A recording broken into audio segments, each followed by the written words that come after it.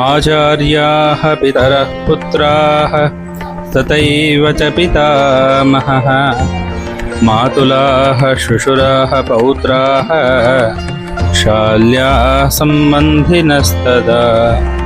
ಆಚಾರ್ಯರು ತಂದೆ ಸಮಾನರು, ಮಕ್ಕಳು, ತಾತಂದಿರು, ಸೋದರ ಮಾವಂದಿರು, ಮೊಮ್ಮಕ್ಕಳು, ಭಾವ ಮೈದುನರು, ಇತರ ಬಂಧುಗಳು.